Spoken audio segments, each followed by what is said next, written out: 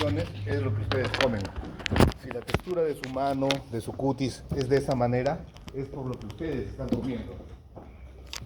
Si es de una manera definida o diferente, es por lo que ustedes comen.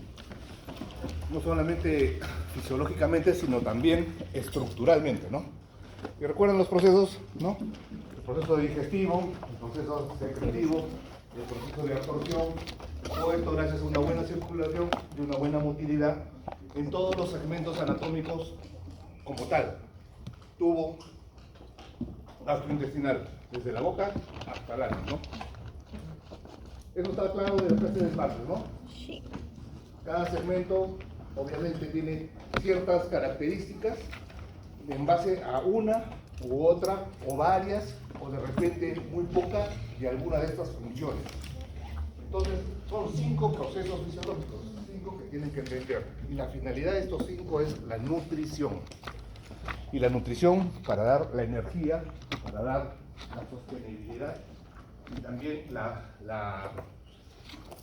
no solamente la energía, sostenibilidad en lo que es funcionabilidad, sino en estructura.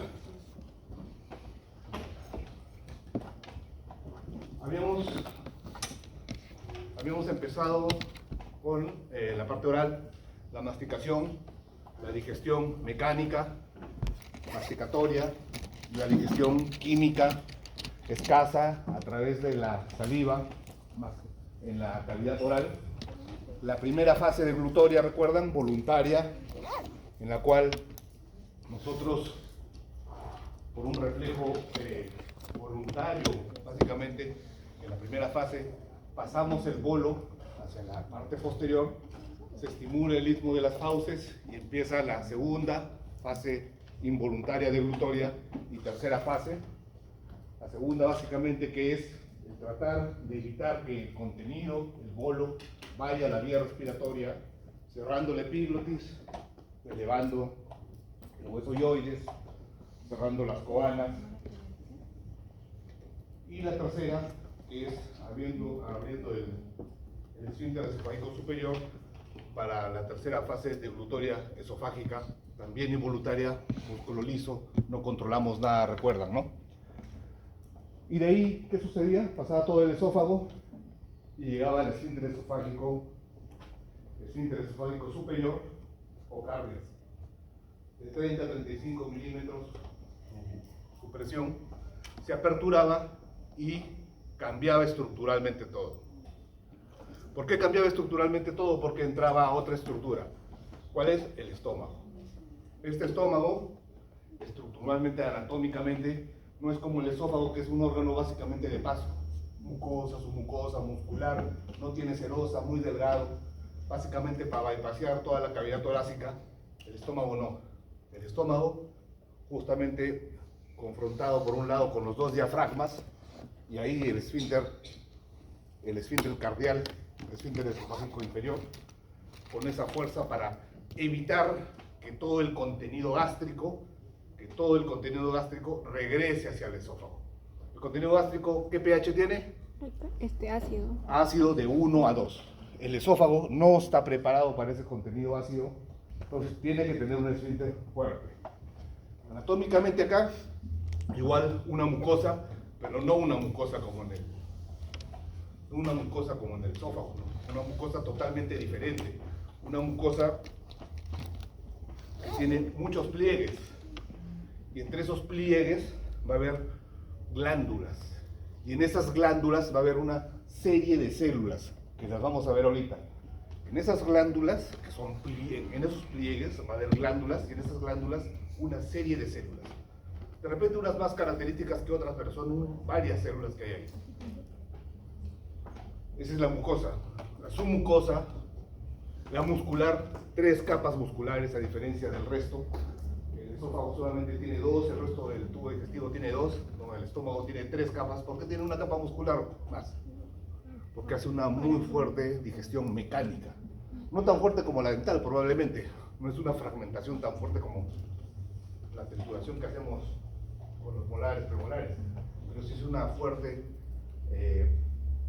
digestión mecánica. Y por fuera una serosa también fuerte. Anatómicamente tenemos el fondo del estómago, el cuerpo del estómago y el ano. Hacia arriba, el esfínter, el cardias, el esfínter esofágico inferior, y abajo el esfínter potente, duro, fuerte, que es el esfínter pilórico.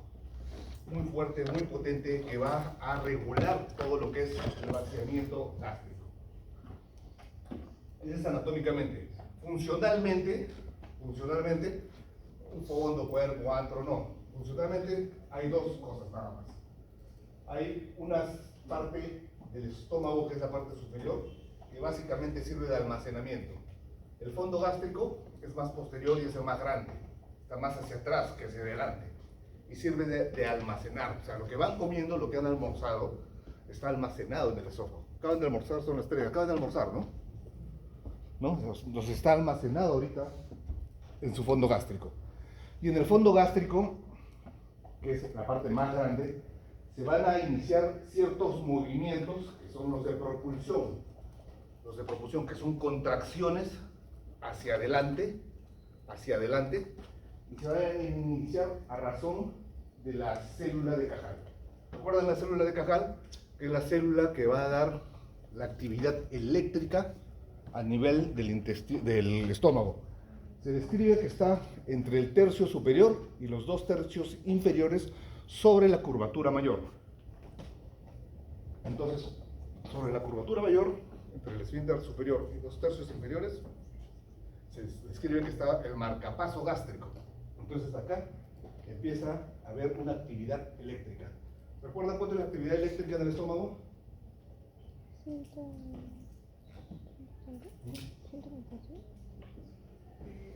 Lo dijimos, ¿sabes? Es como pregunta examen entonces. ¿Cuánto es la actividad eléctrica del estómago? Inicia acá.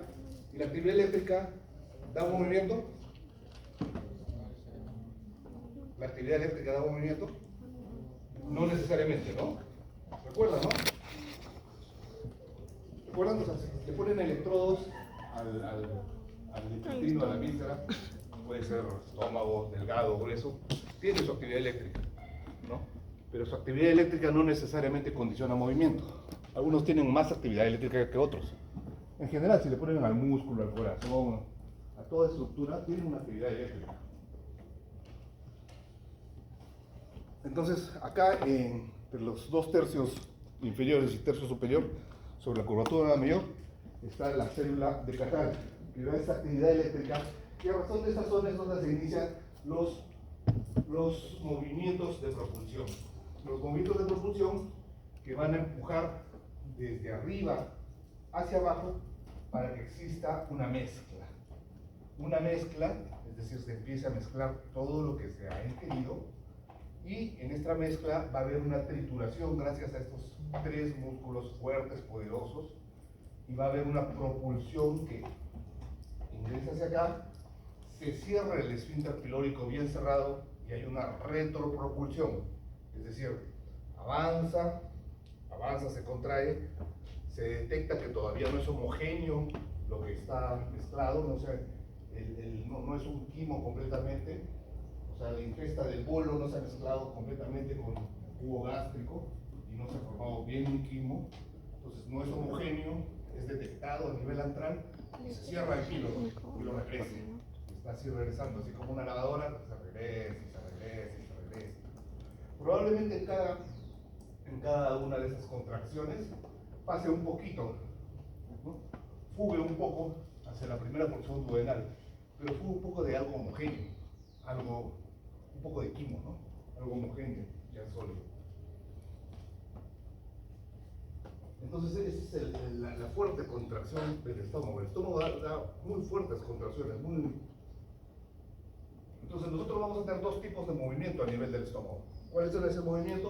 Un movimiento cuando has comido y un movimiento cuando no has comido. Los que han almorzado están acá en el movimiento postprandial. Los que han almorzado recientemente están acá en este movimiento ahorita. ¿Pero quién no ha almorzado ahorita? Ya, de los que no han almorzado están acá en este movimiento en ayunas. Este movimiento en ayunas se llama el complejo motor migratorio. Han hecho ayunos no empiezan a tener ese sonido del estómago que empieza a sonar. ¿Nadie ha tenido esos ruidos de hambre? ¿No? Esos ruidos de hambre son dados por el complejo motor migratorio, que se le dice el barrendero intestinal. Va recogiendo todos los residuos, secreciones, partículas que han quedado. Entonces, mientras más jóvenes la persona, estos ruidos son más fuertes, estas contracciones son más fuertes. Le llaman ruidos de hambre. Entonces, los ruidos de hambre son dados en ayuno. ¿Por quién? ¿Por quién? Por el complejo motor migratorio, ¿no? Este complejo motor migratorio tiene varias fases, ¿no? Tiene 3 fases, pero en general, solamente vean que en la tercera fase, solo en la tercera fase es donde hay movimiento, ¿no? Se da cada 2 horas, pero en general si su ayuno es más prolongado, ¿no? O sea, pasan 3, 4, 5 horas, van a tener más ruidos de hambre. Ustedes se dan cuenta que tienen hambre, su estómago suena, son ruidos del complejo motor migratorio, del barrendero intestinal. Les está pidiendo comida. Pero eso es fisiológicamente de repente interesante, pero no es lo más importante, ¿no? Lo más importante es, ¿cuándo es lo más importante? ¿Cuándo es lo más importante? Cuando comemos. ¿Qué sucede cuando comemos? Cuando comemos, les había comentado que el estómago tiene una capacidad que se llama relajación receptiva. Es decir, el estómago tiene un tamaño, un volumen. Cada persona, así como una persona tiene una nariz pequeña, una nariz grande, el estómago también. Estómagos pequeños, grandes. Y está dentro de las hipótesis de por qué unas personas tienen más a la obesidad que otras. No, porque tiene un estómago más grande, entonces tiene que comer más para satisfacer eso, ¿no? Entonces, pero sea pequeña o sea grande, el estómago tiene una capacidad de crecer sin que la presión cambie. ¿Y cuánto es esto? Se establece que más o menos de litro a litro y medio, o sea, de 1000 a 1500 centímetros, es lo que el estómago puede ingerir y la presión no cambia. O sea, toman un litro de agua y no ha cambiado en nada la presión dentro del estómago. Ha crecido, es como esas bolsas que van a comprar y crecen y entran todo igual. Crece, a eso se llama relajación receptiva. Y en esa relajación receptiva, que va creciendo el estómago, se va adaptando, se va acomodando todo lo que van ingiriendo, todo el bolo alimentario se va mezclando con los jugos gástricos para formar el quimo y se va acomodando en las paredes. Se acomoda en las paredes de tal manera que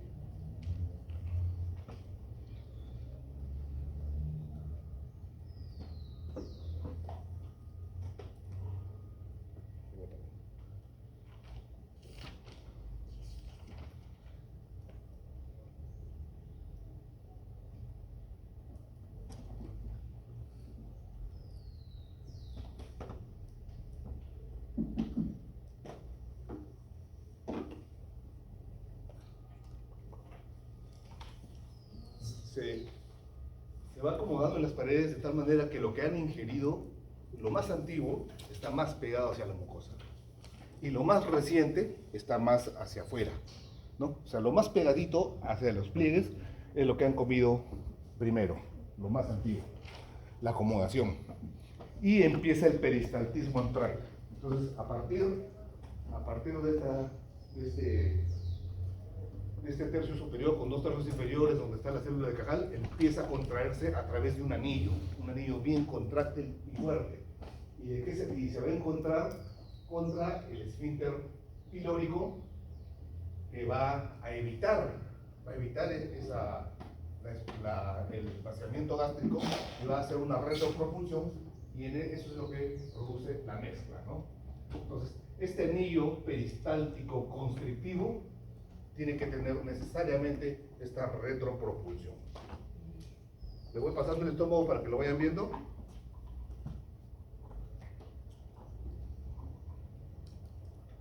Vean acá el píloro, pueden abrirlo, ¿eh? Vean el píloro y entiendan que acá se contrae fuerte, pero el píloro se cierra totalmente porque no está homogéneo, y esto es una retropropulsión. Entonces se cierra, retropro- retropropulsión.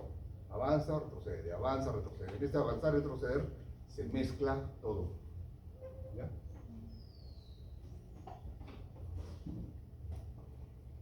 Entonces, para que los mecanismos de mezcla sea eficiente, tiene que haber una buena retropropulsión, un buen anillo. Porque ¿qué sucedería si es que no tenemos esfínter pilórico? O sea, se mezcla, el bolo alimenticio se mezcla con el ácido y se pasa. No se ha mezclado bien. No habría una homogeneidad. No está homogéneo. Y al no estar homogéneo, ¿qué sucede? No ha habido un buen proceso parte digestivo de las células parietales, principales, que no se han mezclado bien con el bolo. Ya ha habido, y hay una velocidad de vaciamiento gástrico muy rápida. O sea, pasa y de frente se pasa, ¿no? No hay una puerta. ¿Qué pasaría? ¿Qué pasa cuando ustedes comen canchita en el cine? ¿Qué sucede? No hay nutrición. Cuando comen canchita en el cine, ¿qué es lo que llama la canchita? La sed. ¿Por qué? ¿Por qué? Porque la sal. Entonces, es lo mismo, ¿no? Al haber sustancias hipertónicas que pasan de frente hacia el duodeno, ¿qué es lo que jala?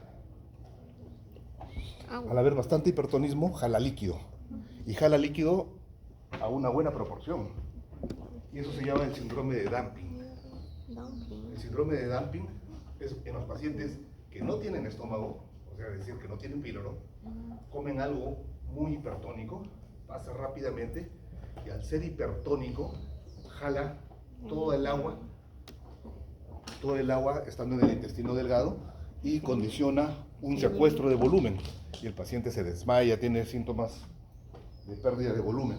Ese es el síndrome de dumping. ¿Por qué? Porque justamente una de las funciones del píloro es esa, ¿no? O sea, controlar el vaciamiento, no solamente en velocidad, no solamente en volumen, no solamente en calidad, no solamente en pH, o sea, son múltiples características que controlan el vaciamiento gástrico, ¿no?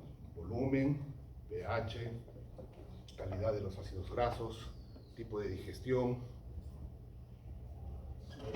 osmolaridad. Entonces, vemos que hay una relajación receptiva. Esta relajación receptiva hace que el estómago crezca a través de una reducción del tono, ¿no? Ese estómago que están viendo ustedes, está pasando, ¿no? Ven cómo crece el estómago y no cambia la presión. Les dije que lo mismo pasa con el recto. El recto también tiene esa capacidad de adaptación, de relajación receptiva. Crece el estómago hasta que empiezan a contraerse y se empieza a producir para la mezcla, el anillo propulsivo con la retropropulsión a nivel pilórico, ¿no?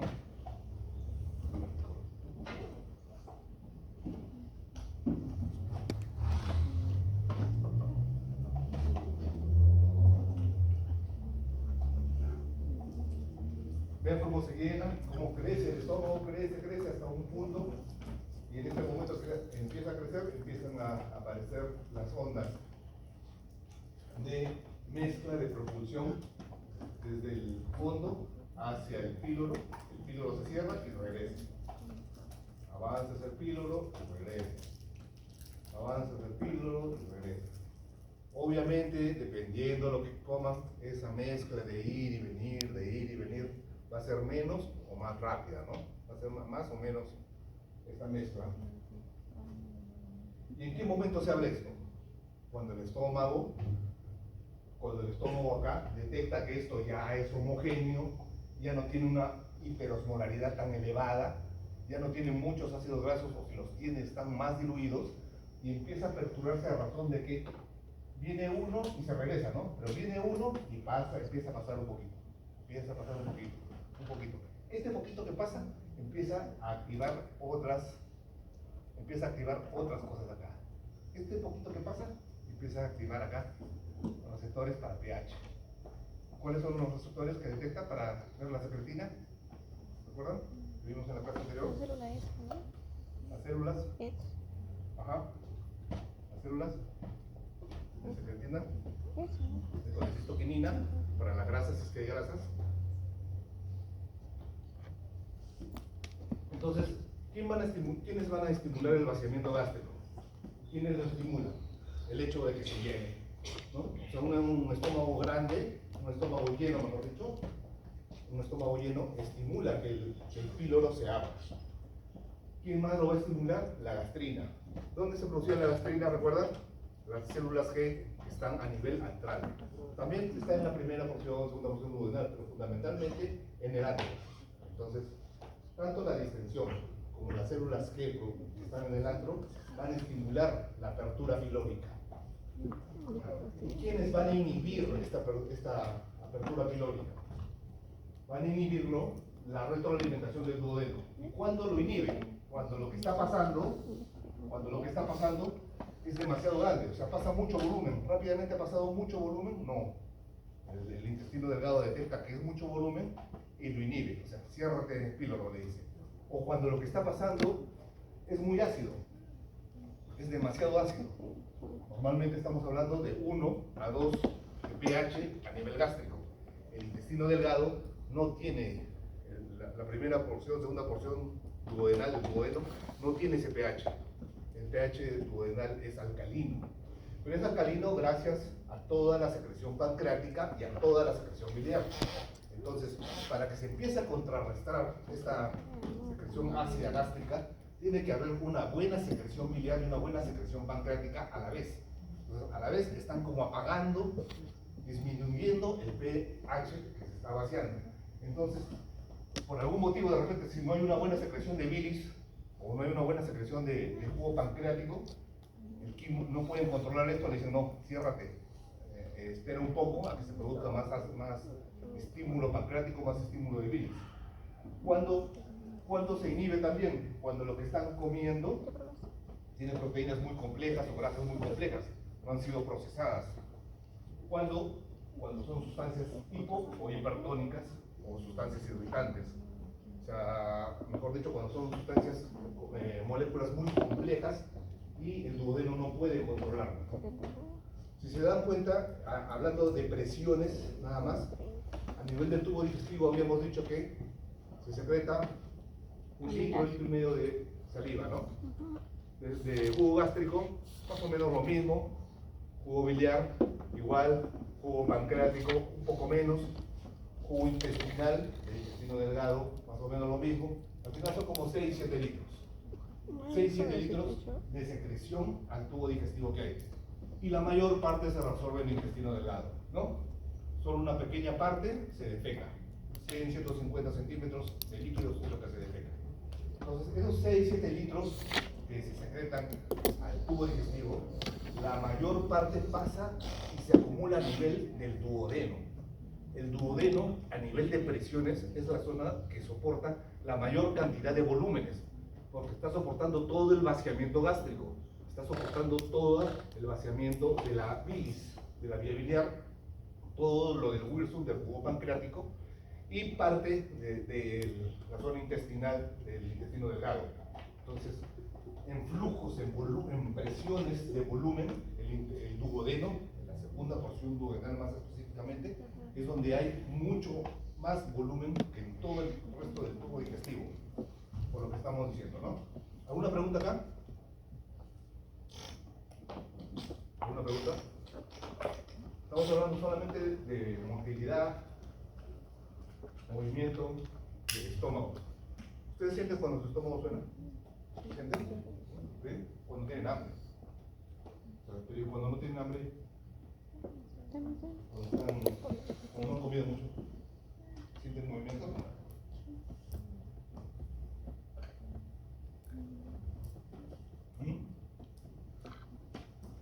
Sí, pues no cómo se hace la digestión. Lo que les había dicho, ¿podemos vivir sin estómago? Sí. ¿Sí?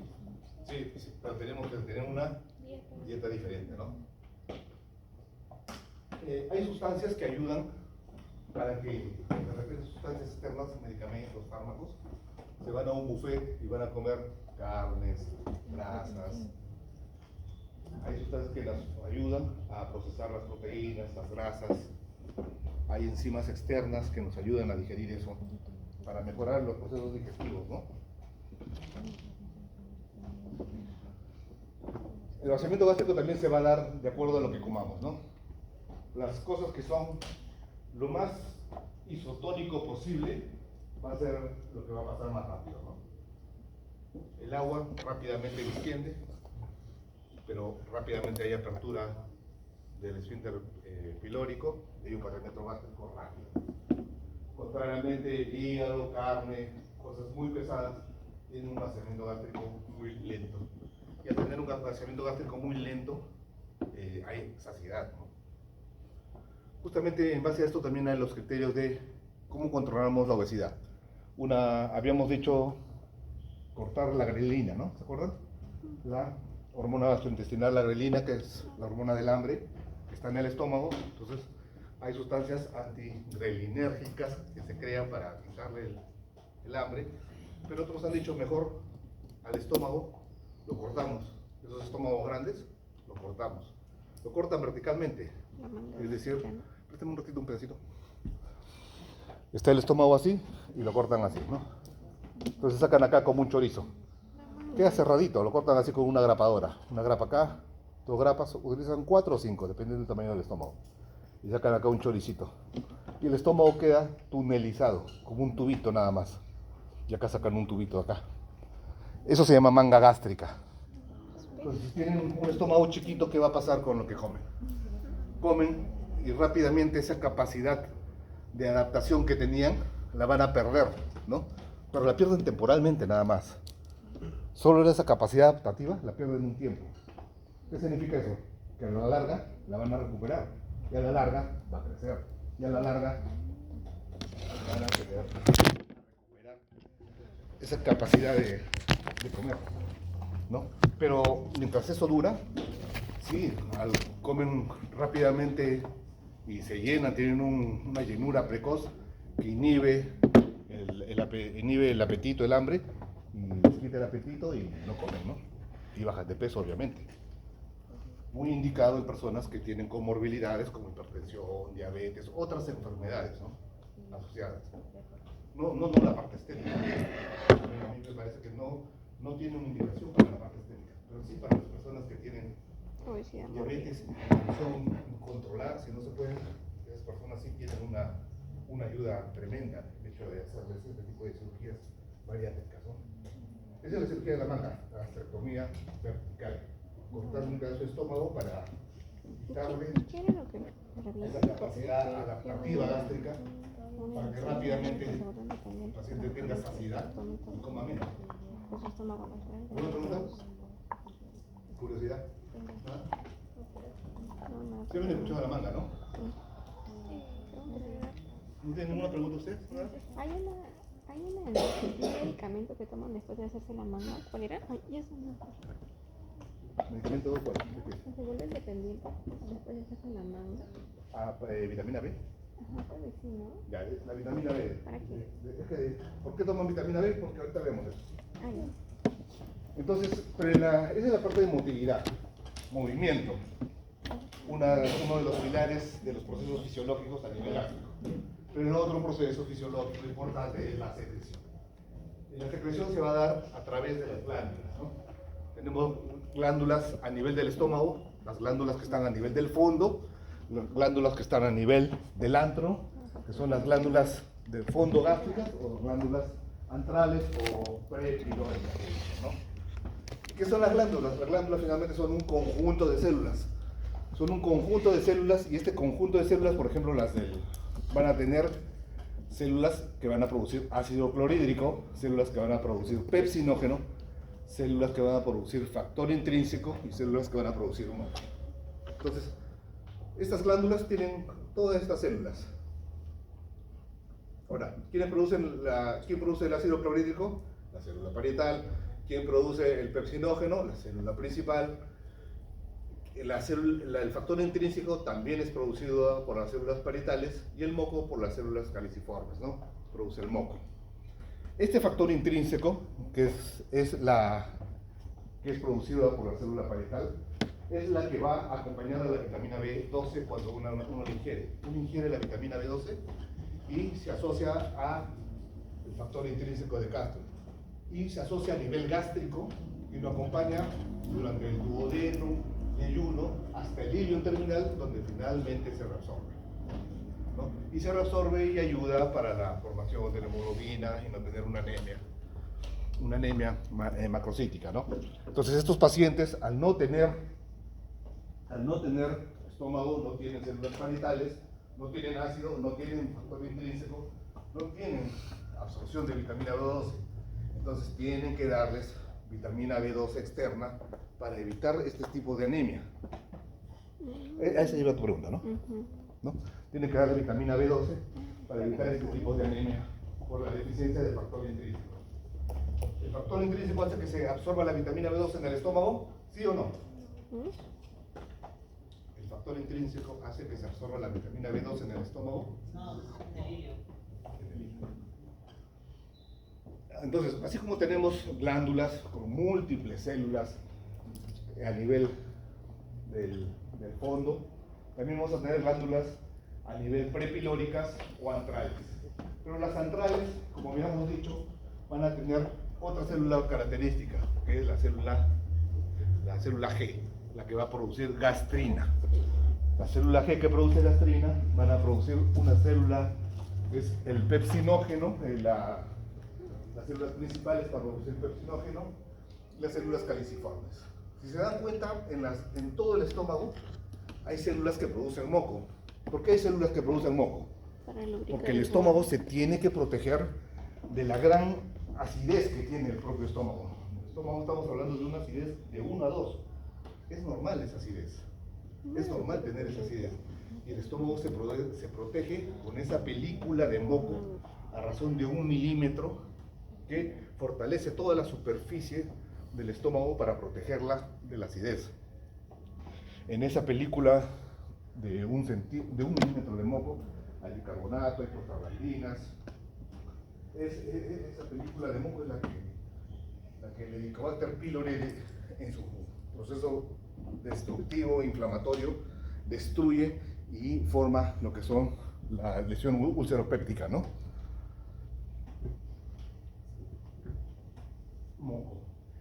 Entonces, ¿y qué pasaría si nosotros estamos entendiendo que el ácido es normal, ¿no? O sea, es normal para múltiples cosas.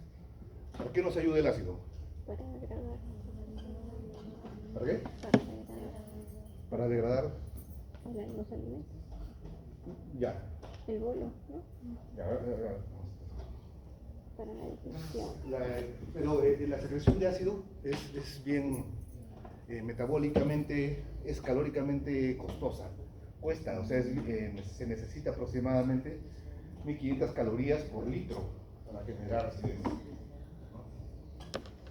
Esta es una glándula, y en esta glándula, múltiples células.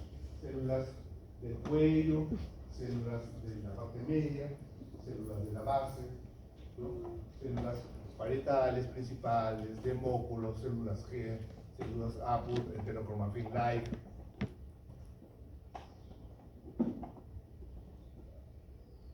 La célula que vamos a mencionar va a ser la célula parietal, ¿no? La célula parietal, ¿por qué? Porque es la célula que va a producir el ácido. La célula que tiene, si la ven ahí naranjadita, es porque tiene abundante contenido de uso, abundante uso de ATPs, gasta energía para producir toda la secreción a través de la bomba de protones. Entonces, esta célula parietal, por un lado vamos a tener receptores muscarínicos, receptores de colicistoquinina, receptores de histamina, por un lado. Va a haber células paralelas, como la enterocromafin-like, que va a producir histamina. La enterocromafin-like produce histamina, y esta histamina estimula el receptor H2 de la célula parietal. Las células G producen gastrina, y esta gastrina por dos mecanismos. Un mecanismo a través de estimulación directa de la célula parietal y otro mecanismo a través de la enterocromafin-like, a través de la histamina, va a producir ácido. Y el muscarínico, que es estimulado por la acetilcolina, ¿no?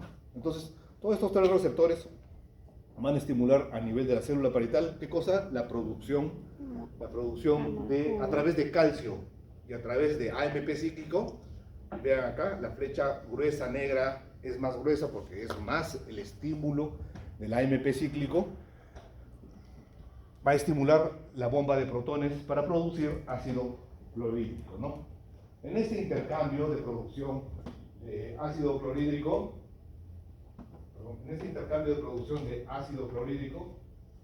en este intercambio de iones intracelulares de un lado a otro, por un lado se produce el ácido clorhídrico, ¿no?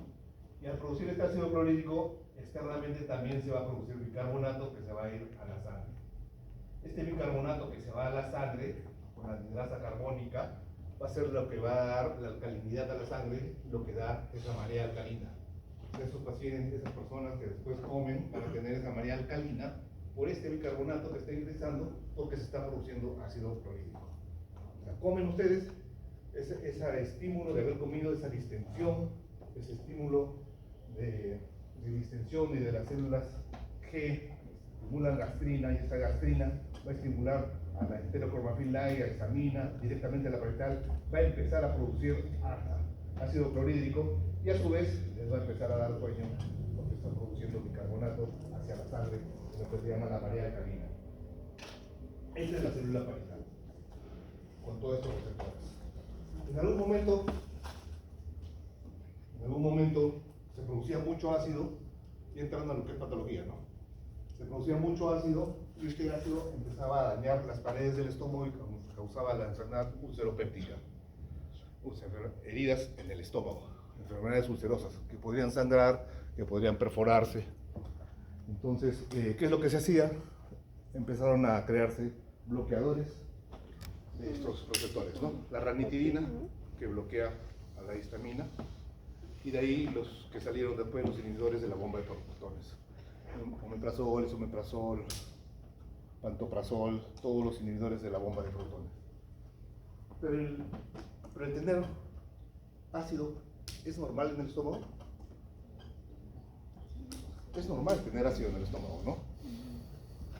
O sea, a la larga, lo anormal es empezar a tomar inhibidores de bomba de protones. No está bien tomar bloqueadores de bomba de protones. Se van a la farmacia y les venden inhibidores de bomba de protones como si fueran dulces. No está bien. O sea, lo que sucede es que hay muchos otros factores que estimulan a la célula parietal por fuera. El estrés, el café, el fumar, estimulan a la célula parietal por otro lado, por otros mecanismos, y hacen que esta célula parietal empiece a producir más ácido. La asociación con Helicobacter pylori hace que empiecen a haber estas lesiones, estas erosiones ulcerosas, gástricas, duodenales, y empiezan a haber heridas. Y le dicen, tomen su omeprazol. El problema está que cuando le das tus inhibidores de bomba, claro, le pasa la sintomatología. Pero si en algún momento estás teniendo ahí una enfermedad oncológica, una neoplasia, un cáncer de estómago, estás ocultando ahí. ¿Una úlcera se puede transformar en cáncer? Sí. Una úlcera siempre es úlcera, nunca se transforma en cáncer. Sin embargo, un cáncer sí se puede ulcerar. Un cáncer sí se puede ulcerar. Entonces, endoscópicamente, cuando se ingresa, ven las heridas, ven las erosiones de las úlceras, y hay ciertas características endoscópicas para poder diferenciar o sospechar si estás hablando de una úlcera o de un cáncer ulcerado. Pero una úlcera es úlcera siempre. Un cáncer es un cáncer que sí se puede ulcerar y puede confundir. Lo que pasa es que la sintomatología inicial de los dos es la misma, ¿no? Acidez, boca del estómago. Palpen ustedes sus bordes costales, palpen y lleguen hasta el apéndice sifoides. Ahí se proyecta el plexo celíaco. ¿Recuerdan el plexo celíaco? ¿Qué hablamos? ¿El tronco celíaco del plexo? La boca del estómago. Ahí arde, ahí duele. Ahí duele en úlcera, ahí duele en cáncer. Y ahí pasa cuando dan inhibidores de bomba. Ustedes deben sospechar en pacientes que este dolor es constante, es permanente, no es solamente en la semana de exámenes, ¿no? Y no se debe dar para siempre, ¿no? ¿Alguna pregunta acá de la célula parietal? ¿Por qué no crean medicamentos que fortalezcan la mucosa? ¿Una pregunta de célula parietal? ¿Nada? ¿Ahora? Pero la célula parietal no es la única, ¿no? También tenemos las células principales que van a producir el pepsinógeno que necesita esa acidez de la célula parietal para transformarse en pepsina. Y esa pepsina tiene una reacción con el electrolito. Ese pepsinógeno, si no se está tomando inhibidores de bomba, no va a haber acidez, se va a inactivar. A su vez, también hay otras enzimas, no solamente pepsinógeno, también hay las lipasas, la lipasa gástrica, amilasa gástrica, gelatinasa, es decir, ciertas enzimas que ayudan a la digestión, no tan fuertes como las pancreáticas, que es lo que vamos a ver, pero hay enzimas, o sea, sí existe una digestión gástrica, ¿no? Bueno, el factor intrínseco que habíamos hablado, ¿no? El moco viscoso, alcalino, a manera de película de un libro. Cómo son los pliegues, cómo están las células distribuidas en todos los pliegues. ¿Y quién estimula a la secreción gástrica? ¿Quién la estimula? La acetilcolina, recuerdan el parasimpático, estimula todo. Todo, no solamente la acetilcolina, recuerdan, pero es la principal, estimula todo a nivel parasimpáticamente hablando. ¿Quiénes son los otros? La gastrina. ¿Recuerdan la gastrina que hemos visto? ¿No? A través de la estimulación del enterocromafila y la parietal directamente. La histamina. Otros aminoácidos. Miren el café, porque de hecho el café directamente estimula. El alcohol, pero mucho menos en relación pues, a los anteriores, ¿no? La estimulación nerviosa se da a través de los núcleos dorsales del vago. Vago, estamos hablando del parasimpático, que es acetilcolina, ¿no? A través de la acetilcolina. La distensión gástrica, la estimulación táctil y la parte química. Cuando el estómago recibe lo que han comido, la carne, la parte grasa, la parte del carbohidrato, va a tener una estimulación de contacto directo sobre el antro gástrico y también en la parte química de lo que están comiendo. Es decir, a nivel de la mucosa existen receptores que permiten definir qué es lo que hay ahí. Al igual que en el recto también existe eso. Existen ciertos receptores que permiten discernir si lo que está en la ampolla rectal es sólido o líquido. Ustedes cuando van al baño se dan cuenta si lo que van a hacer es líquido o sólido. ¿Han tenido esa experiencia? ¿No han tenido esa urgencia nunca? ¿Nunca han ido a una urgencia defecatoria y van al baño y ya saben lo que va a salir es líquido necesariamente? ¿No han tenido eso nunca?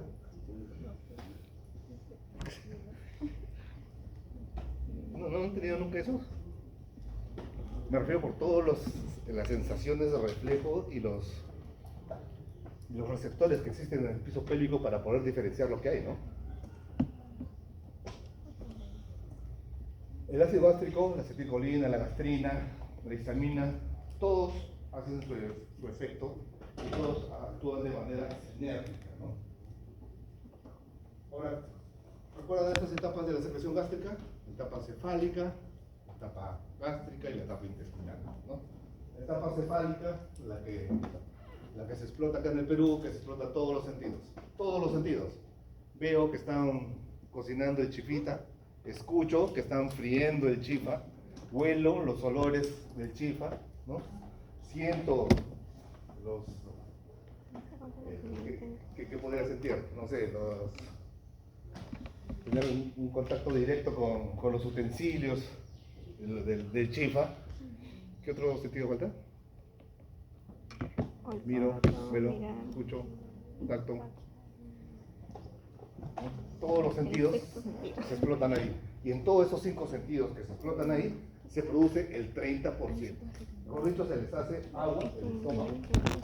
No la boca también se les hace. También hay un estímulo, hay etapas de secreción de la glándula salival. Que no la hemos tocado porque no es práctica, pero la secreción gástrica sí, ¿no? Entonces, de todo el 100% del jugo gástrico que se produce, el 30% se produce por esos jugos, por esa uso de los sentidos, de los 5 sentidos. La mayor cantidad, el 60%, es justamente cuando ingresa pues, el contenido al estómago y se produce el reflejo, los reflejos vagales, ¿no? Los reflejos del parasimpático.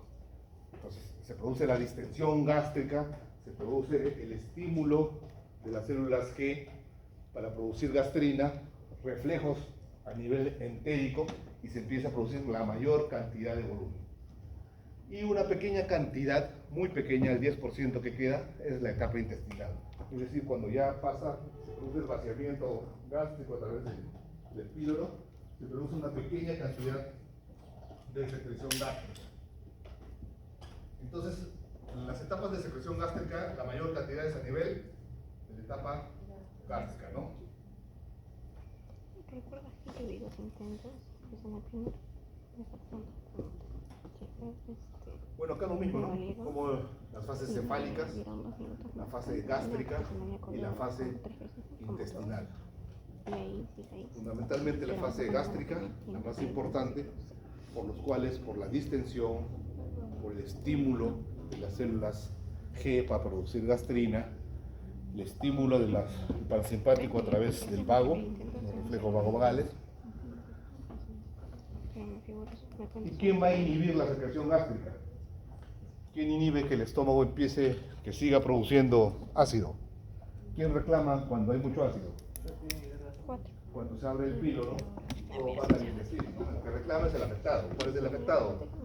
El intestino delgado, el duodeno. Cuando empieza a perturbarse el píloro, empieza a pasar o mucho volumen, o mucho pH, o mucha acidez, o mucho irritante, empieza a haber un reflejo enterogástrico, ¿no? Enterogástrico, es decir, el intestino, el duodeno reclama, oye, está mucho volumen, mucho ácido, mucho irritante, procésalo más, disminuye tu acidez, ciérrate píloro, contrólate, disminúyeme el paso. Por esencia todo eso, ¿no? Por esencia proteínas, grasas, ácido, está muy hipertónico, hipotónico. ¿Y qué va a producir esto? Que se empieza, como todo esto ha pasado a nivel duodenal, en el duodeno se empiezan a estimular las otras hormonas.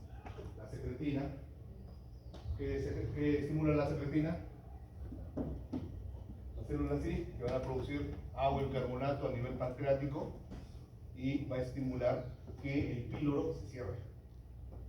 La colecistoquinina, que por un lado, colecistoquinina, contracción de la vesícula, lo va a hacer que el píloro se cierre.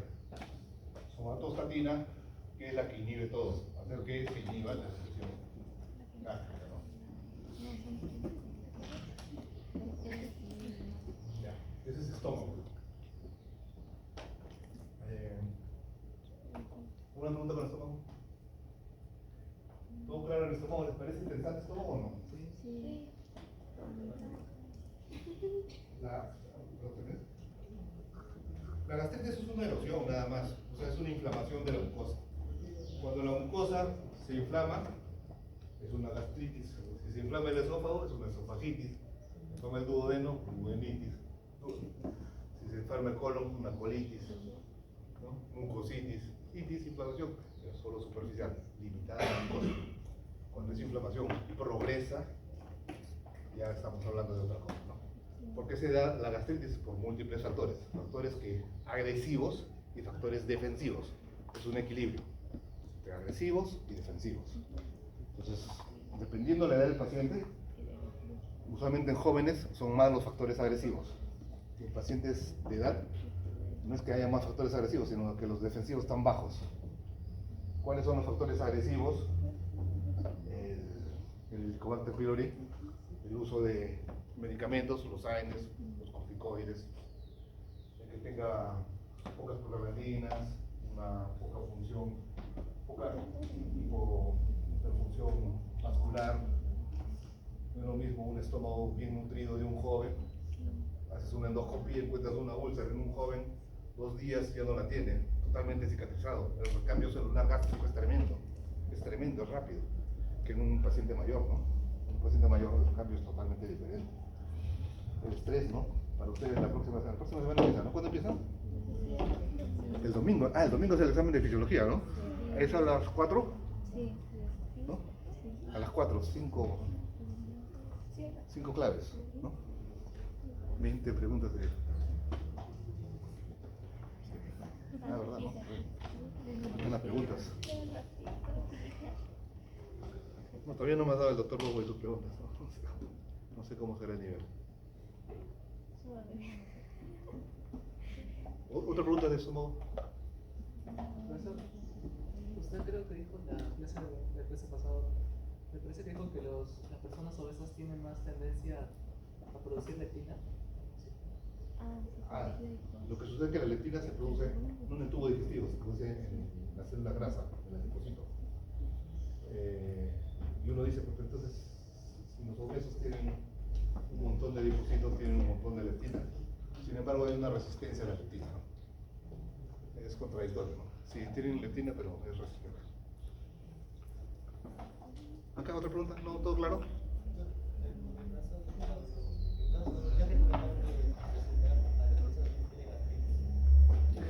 Una persona tiene que estar seguro de lo que está indicando, ¿no? Tú puedes indicar un inhibidor de bomba un cierto tiempo, en etapa de exámenes, estrés, asociadamente a esto, dieta, ¿no? Entonces está reconociendo que la persona está bajo estrés, ha tenido de repente reuniones, fuma, mala alimentación, cambios de hábito, de repente va a otro país, come diferente. Entonces, en esas indicaciones puede de repente ingerir eso una semana, 10 días, pero no permanentemente. O sea, no es constante. Tú debes suspender, debes reconocer. Y si no se soluciona, tiene que tener una endoscopia.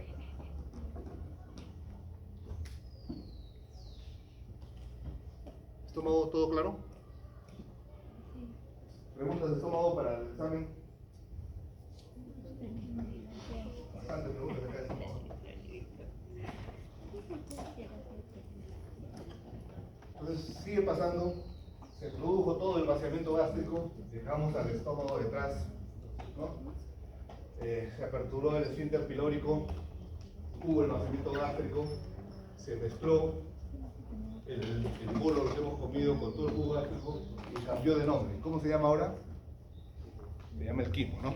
Quimo se llama esa sustancia ya homogénea, pastosa, que está a nivel duodenal, yeyunal, y se va a empezar a esparcir en todo el duodeno yeyuno para que empiece a actuar ¿quién? ¿Quién va a empezar a actuar? La secreción pancreática. Entonces vamos a tener al páncreas, que tiene su función endocrina, que ya la vieron. Vamos a ver acá que va a tener una función exocrina. ¿Cuál es la función exocrina del páncreas? Va a secretar de litro a litro y medio diario de jugo pancreático. ¿Y qué va a tener este jugo pancreático? Básicamente enzimas. ¿Qué enzimas? Para digerir los carbohidratos, para digerir los lípidos y para digerir las proteínas, para digerir todo, ¿no? El páncreas tiene enzimas para digerir todo. Y a su vez va a ir contrarrestando toda esa acidez de 1 a 2 que se ha producido del vaciamiento gástrico, la va a ir contrarrestando. Gracias a que a la secreción de bicarbonato y a la secreción de agua. Entonces, ¿cuál es la función pancreática por excelencia? Digestiva. Digestiva y controlar la acidez, ¿no? El páncreas es un órgano retroperitoneal. Está más hacia atrás que hacia adelante. Tiene su cabeza, cuerpo y cola y está firmemente adherida a todo el marco duodenal. Primera, segunda, tercera porción de duodenal está adherida a la cabeza del páncreas. No se puede separar, no es que saco solo la cabeza y dejo el marco duodenal, no. Cuando tú retiras la cabeza tienes que retirar todo el marco duodenal. Esto confiere, desde el punto de vista técnico quirúrgico, una complejidad porque tiene que hacer cirugías extensas al retirar toda esta zona, ¿no? Este páncreas tiene su conducto principal, el Wilson, y su conducto accesorio, que es el Santorini. Y a través de sus conductos, el Wilson y el Santorini va a secretar sus enzimas pancreáticas, su bicarbonato y su agua, ¿no? Bueno, esta es la parte endocrina de los esteroides beta, alfa, etc. Y va a secretar las enzimas ¿para qué? Para digerir las grasas a través de las lipasas, las proteínas a través de las proteasas y los carbohidratos a través de las amilasas, para que se produzca la digestión química, ¿no? Si nosotros vemos a microscopía el conducto de Wilson viene acá y va a desembocar en la segunda porción duodenal y va a tener unos desembocadores en común con el conducto colédoco. El colédoco de la vesícula, viene el colédoco por acá, y va a desembocar conjuntamente con el conducto de Wilson en la ampolla de Walter en la segunda porción duodenal. Esto confiere para la patología ciertas características, porque en algunos casos la vesícula puede producir piedras y pueden atorarse acá y condicionar que el páncreas se inflame. Y eso es lo que se confiere como pancreatitis, ¿no? Se lo explico un poquito para que tengan una idea ahorita. Si lo vemos en la microscopía, la histología pancreática es igual que la histología más o menos de la glándula salival, en la cual hay un acino, que es la parte acá redonda, y un ducto. El acino básicamente va a producir enzimas y el ducto básicamente va a producir agua y bicarbonato. Acino ductal, igual es en la glándula salival, acino ductal. Por un lado, ¿quién estimula las secreciones? Siempre el parasimpático a través de la acetilcolina. En este caso, la colecistoquinina también va a estimular las enzimas y a nivel del bicarbonato y agua, acá va a haber el estímulo de la secretina. La secretina va a estimular a nivel del ducto la secreción de agua y de bicarbonato. ¿Ya? También no soy más abierto, acá es secretina. Esta es una pregunta en relación a los procesos fisiológicos. ¿Cuál creen que es el menos importante del páncreas? ¿Recuerdan esos 5 procesos fisiológicos del páncreas? ¿Cuál es el menos importante? Digestión, absorción, secreción, motilidad, circulación. Eso es para que lo quede, nada más. Seguimos hablando del páncreas. Entonces, el páncreas va a producir todas estas enzimas para la digestión de los aminoácidos, la digestión de los carbohidratos y digestión de los lípidos, ¿no? Proteínas, aminoácidos, carbohidratos, lípidos. Pero todos a razón de quién? Todos a razón del tripsinógeno. El tripsinógeno probablemente el tripsinógeno sea el más importante dentro de todos, porque va a ser la enzima que va a empezar a activar a todas las enzimas a manera de cascada. El tripsinógeno es la que se va a activar. ¿Y cómo se activa el tripsinógeno? Se activa porque el páncreas produce enzimas. En el acino las manda al ducto, las manda al Wilson, pasan a la segunda porción duodenal. En todo ese momento estas enzimas están inactivas, no están funcionando. Pero cuando llegan a la mucosa del duodeno, en la mucosa del duodeno hay una enterocinasa. Esta enterocinasa es la que las activa. ¿Y a quién activa? Fundamentalmente activa al tripsinógeno. Al tripsinógeno lo activa y lo vuelve tripsina. Entonces, esta enterocinasa es el gatillo. ¿Y dónde está esta enterocinasa? En el duodeno. En el duodeno está esta enterocinasa. Entonces, a nivel duodenal se activa. Entonces, al activarse a nivel duodenal, se activa tripsina, y esta tripsina empieza a activar a todas, a quimotripsinógeno, tripsina, activa todas a manera de cascada, ¿no? Entonces, la más importante es el paso de tripsinógeno a tripsina a través de esta enteropeptidasa. Esta enteropeptidasa, enterocinasa, que está a nivel de la mucosa duodenal. Recuerden, ¿dónde está esta? ¿Quién es el activador? Esta enterocinasa, enteropeptidasa que está en el duodeno. Porque ¿qué pasaría si estuviera dentro del páncreas? Se secretaría y se activaría dentro del páncreas. Y si se activa dentro del páncreas, ¿qué pasaría con el páncreas? ¿Ah? Se lo come al páncreas, ¿no? Se lo come, o sea, lo digiere al páncreas. Empieza a actuar sus catabolismos proteicos, de carbohidratos y lípidos dentro del páncreas. ¿Y a eso cómo se llama? A eso se llama pancreatitis. Por alguna razón, las enzimas se empiezan a activar dentro, y al activarse adentro del páncreas, se inflama el páncreas. ¿Cuáles son esas hipótesis, esas razones? De que un calculito que de esa desembocadura en común atora y ya no sale, y ese aumento de presión hace que el reflujo de la bilis, dice que parte de la bilis no va al duodeno, sino se regresa al páncreas y también activa. Parte de las enterocinasas dice que entran por una translocación. Son hipótesis que hacen que finalmente lo que hacen es que se active el tripsinógeno. El tripsinógeno es tan importante que incluso existe un inhibidor del tripsinógeno, un inhibidor de la tripsina.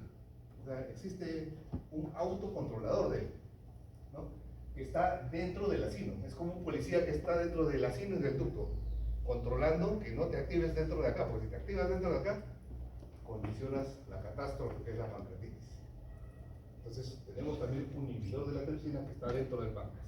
¿Dónde está? Dentro del acino y dentro del ducto conductor, ¿no? Y finalmente, ¿qué es lo que hace esta activación? ¿Qué es lo que empieza a activar? Habíamos visto que digerir, la digestión es factorizar, minimizar, simplificar los nutrientes en pequeñas porciones, ¿no? Moléculas grandes a moléculas pequeñas. Digestión química es cuando es por acción enzimática. Y puede ser esta digestión química a través de la hidrólisis, es decir, mezclar agua con carbohidratos, proteínas, líquidos, alguna enzima hasta su elemento básico. Si hablamos de carbohidratos, hablamos de monosacáridos o polisacáridos, proteínas, aminoácidos, péptidos, dipéptidos o ácidos grasos. O sea, su mínima expresión, para que a su mínima expresión sean más fáciles de ser absorbidos, ¿no? Cuando se ingieren proteínas, la digestión de las proteínas, en la boca, la digestión de las proteínas no existe. En el estómago actúa la pepsina, destruye fibras de colágeno de algunas proteínas cuando hay un pH ácido básicamente, y se inactiva cuando se vuelve medio alcalino. Y más o menos hasta un tercio de las proteínas que ingresan al cuerpo son digeridas a nivel gástrico. Pero la mayor cantidad se da a nivel del intestino delgado. ¿Y a razón de quién? A razón de la tripsina. A razón de la tripsina, que activa a todas, a la quimotripsina, carboxipeptidasa, de las tasas, va a producirse toda la digestión proteica para toda la absorción. Cuando ingresan las moléculas, cada bolita es un aminoácido, ¿no? Cada bolita es un aminoácido, es una proteína, ¿no? Todas las proteínas no ingresan así estiraditas, ingresan apelotonadas, bolas de lana. Gracias al ácido, estas apelotonamientos se ponen ya, se desdobla, se estira, gracias al ácido. No hay ácido, no pudiera haber esto, de tal manera que permita que empiecen a actuar otras enzimas, las carboxipeptidasas y las aminopeptidasas. Estas son así, las aminopeptidasas y las carboxipeptidasas, con el borde amino y el borde carboxilo, ¿no? En la boca no hay digestión, en el estómago hay un poco, un 30%, pero todo se da a nivel del intestino delgado, la mayor parte, ¿no? Los carbohidratos, la tiamina, amilasa salival, maltosa, maltotriosa, un porcentaje pequeño en la boca, igual que en las proteínas, un 30%, un poquito más a nivel gástrico, y la gran cantidad a nivel de la amilasa del intestino delgado, duodeno, gracias a la amilasa pancreática. Los carbohidratos. Este es un páncreas, esta es una cola de páncreas con una lesión edematosa, un absceso, producto de una pancreatitis, producto de una autodigestión de estas enzimas pancreáticas que se han activado por algún motivo. Igual que la secreción gástrica, la secreción pancreática también tiene fases de secreción. ¿Cuáles son esas fases de secreción? Entonces, el páncreas, ¿qué secreta? Enzimas, agua y bicarbonato, ¿no? Enzimas, agua y bicarbonato. ¿Y cómo? Por eso está agua, bicarbonato, y acá falta que salgan las enzimas, ¿no? ¿Cuáles son los estímulos para la secreción pancreática? Lo de siempre, el parasimpático, la acetilcolina. La secretina, que a nivel del ducto vestibular, agua y bicarbonato. La colecistoquinina a nivel acinar, la secreción enzimática.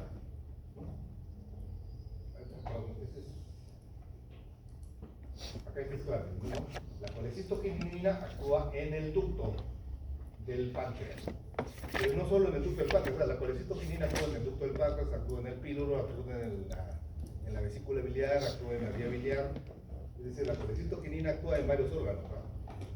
Igual que la secretina, no solamente estamos hablando acá de la secretina, su efecto en el páncreas, pero la secretina también tiene un efecto en la vía biliar, un efecto en la vía digestiva.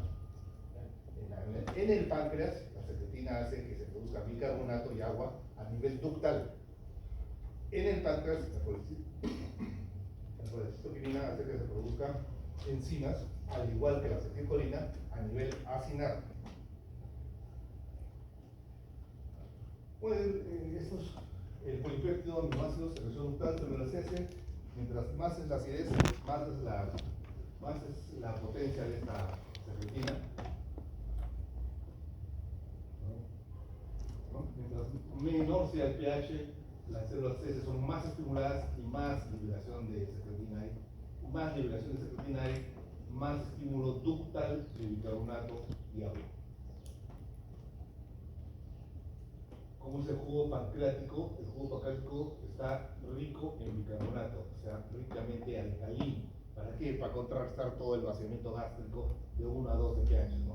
Y en el jugo pancreático, ricamente alcalino. Contrariamente con el plasma, que está en 24, ¿no? 24 bastante acá. El jugo pancreático mide 120 y tantos, ¿no? 120 más o menos acá. La colecistoquinina, igual, célula así, y van a estimular la colecistoquinina, las proteínas y los ácidos grasos de cadena larga. Como las proteínas o aminoácidos van a estimular junto con los ácidos grasos a los receptores de colecistoquinina. Esos receptores de colecistoquinina, las células I producen colecistoquinina que mandan a la sangre. Esto va a estimular la contracción de la vesícula, la contracción del esfínter pilórico, la estimulación de enzimas a nivel acinar de la célula pancreática. ¿No? ¿Qué enzimas? La toxina, ¿no? A esta pregunta, en relación a la colecistoquinina, marque lo falso.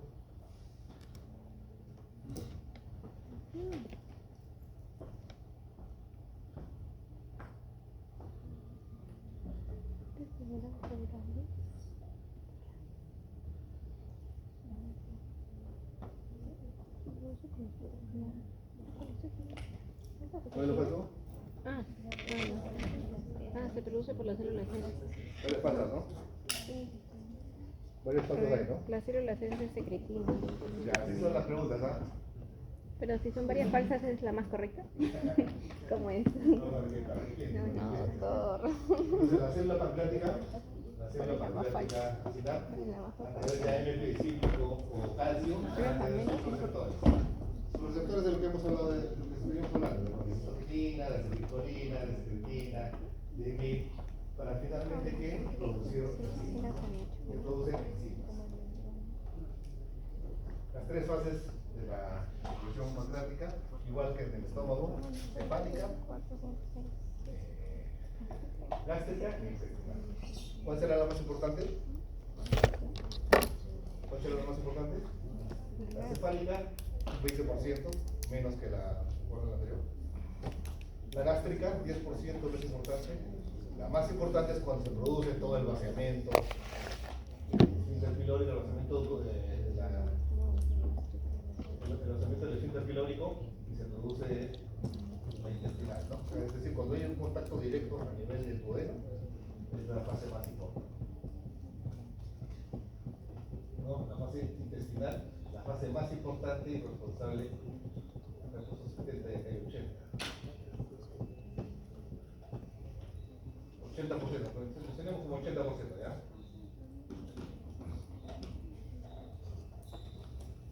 Acá como las células que son estimuladas, y estimular las células que en el antro gástrico van a producir gastrina.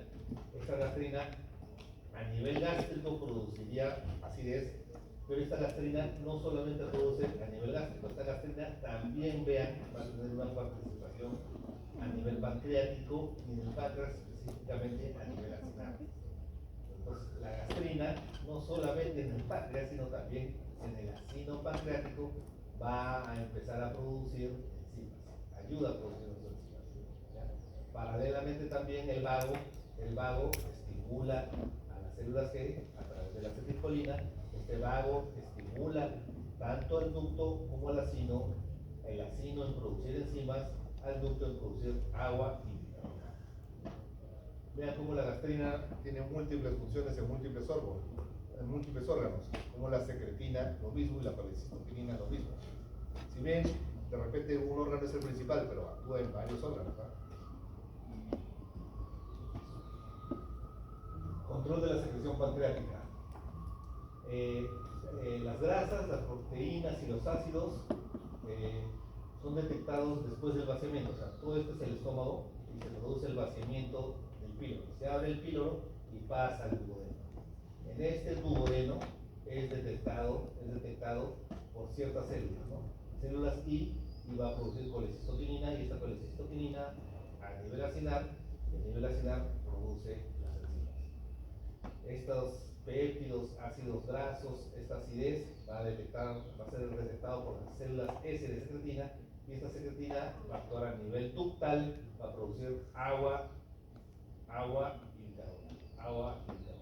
Entonces aquí se mezcla el agua y el bicarbonato y se mezclan las enzimas. Entonces el páncreas que produce agua, bicarbonato y enzimas. Gracias a la secretina, gracias a la colecistoquinina.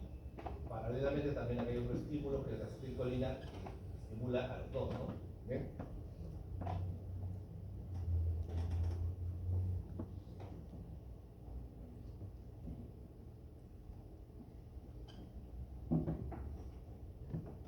Enzimas, agua y bicarbonato. Acetilcolina, ya. Como a nivel acinar actúa fundamentalmente la colecistoquinina y a nivel ductal la secretina. Esta puede ser una pregunta examen, porque es buena. Para los que han venido nada más. Y acá este gráfico, ¿ya? Ojito, ojito. Sigue pasando el contenido, el quimo, se absorbe una parte, hay una parte que la vamos a ver cuando hagamos hígado con secreción biliar, bilis, tubo pancreático, bilirrubina, sales biliares, etc. Hagamos eso el martes, pero sigue pasando el intestino delgado, duodeno, yeyuno, ilio, grande la superficie que hay en esta, porque evidentemente es absortiva su función, ¿no? Es absortiva la función del intestino delgado. Y en el intestino delgado vamos a tener igual los movimientos de ayuno, igualito el complejo motor migratorio, el barrendero intestinal, que da los sonidos de hambre, que da cada hora y media, 2 horas, y que es más fuerte mientras más tiempo de ayuno tengan, y que se da en 3 fases, y que la fase tercera es la que es más fuerte, la del 10%. Este es el complejo motor migratorio. Sin embargo, igual que en el estómago, hay un movimiento en ayuno y hay un movimiento después que comen, o sea que ya se ha producido la apertura del píloro y se produce el vaciamiento, se produce todo el llenado del duodeno, se empieza a ver las contracciones de mezcla y propulsión. Entonces, recuerdan ustedes que en el estómago, en el intestino teníamos la circular interna y la longitudinal. La circular ahorca, ¿no? La circular ahorca. Y al ahorcar circunscribe ciertos segmentos, mientras que la longitudinal va jalando. Entonces esto confiere estos dos movimientos de mezcla y propulsión. Entonces vamos a tener nosotros ondas peristálticas a razón de 0.5 a 2 centímetros por segundo, las ondas, es decir, los intentos de movimiento del intestino. Sin embargo, finalmente el movimiento es a razón de 1 centímetro minuto. 1 centímetro minuto es lo que demora después de que sale del píloro, después del vaciamiento gástrico, hasta que entra al riñón terminal, demora 1 centímetro minuto. Más o menos 3 horas, 4 horas, dependiendo del volumen, el tamaño, la disposición, ¿no? Es la velocidad de avance. Recuerden que cuando estamos hablando de quimo, estamos hablando ya de una solución bastante homogénea, bastante pareja, ¿no? No estamos hablando de un contenido gástrico nada homogéneo, ¿no? Como el estómago normalmente tiene una contracción tónica, es decir, un tono, y cuando está relajado, crece el tono. Cómo se produce el peristatilismo de avance y cómo está la segmentación también, ¿no? En el intestino delgado, toda esta superficie que básicamente va a ser de absorción de ese crecimiento para que se pueda absorber todo lo que se ha mezclado con la secreción de esos 7 litros, va a haber glándulas de Brunner, y estas glándulas van a tener un moco alcalino que va a ser estimulada por la acidez, por la secretina que va a estimular y por el estímulo de la acetilcolina. Recuerden, la acetilcolina estimula todo está estimulado por el parásito hepático. Va a estimular que existan este moco alcalino a través de todo este intestino delgado. ¿Y quién va a inhibir siempre el simpático, ¿no? El simpático va a inhibir siempre. En el yeyuro vamos a encontrar estas vellosidades, y en estas vellosidades, estas microvellosidades. Y en estas microvellosidades vamos a encontrar células, igualito que en el estómago, células caliciformes, células propias del intestino delgado que son los enterocitos, células de Panet, células enterocitos, células de la mucosa, células caliciformes, y la vida media es más o menos de 5 a 7 días de todas esas células. Tanto es el volumen de recambio de este intestino delgado que son los que forman la gran cantidad de las heces, que es formada por este recambio celular que hay a nivel del intestino delgado.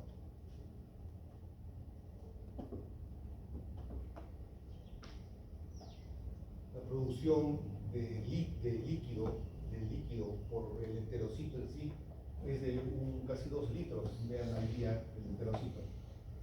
El intestino delgado evidentemente es alcalino, ¿no?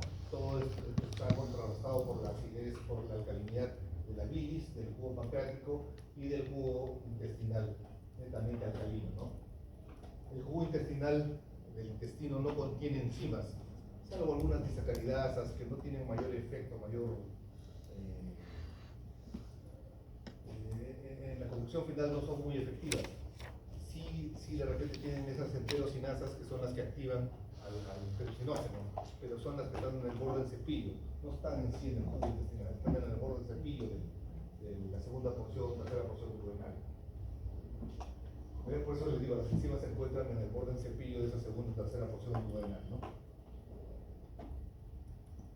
Y esta gran cantidad de líquidos para que sea pues, el vehículo acuoso, para que se distribuya en todas esas áreas, en este aumento de área de superficie, si se puede absorber. ¿Bien? ¿Alguna pregunta ahorita? ¿Alguna pregunta?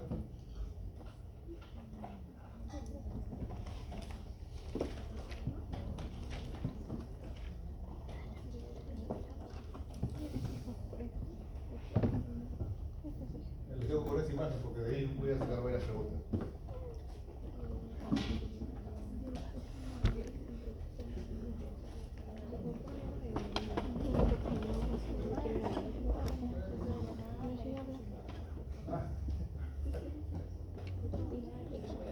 Exactamente, o sea, ¿qué es lo que ingresa, no? Proteínas, la célula parietal ha producido ácido y grasa. Esto es el estómago. Todo pasa al duodeno. Este es el duodeno. Y en la luz del duodeno es detectado por quién? Por las células I, por las células S. Las células I van a producir colecistoquinina y esta colecistoquinina va a actuar a nivel del ácido. Va a producir enzimas. ¿No? Acá si ven una leve línea, es porque actúa pero en menor proporción en el ducto. Pero lo principal es que es en el ácido. Asimismo, las células S se van a activar por la acidez que viene de la célula parietal, y esta acidez activa la secretina, y esta secretina actúa en el ducto, y a nivel del ducto va a secretar agua y bicarbonato. Entonces el páncreas secreta agua, bicarbonato y enzimas a razón de quién? De la secretina y de la colecistoquinina. Pero no son los únicos, sino también el estímulo de siempre de la acetilcolina en ambos, ¿no?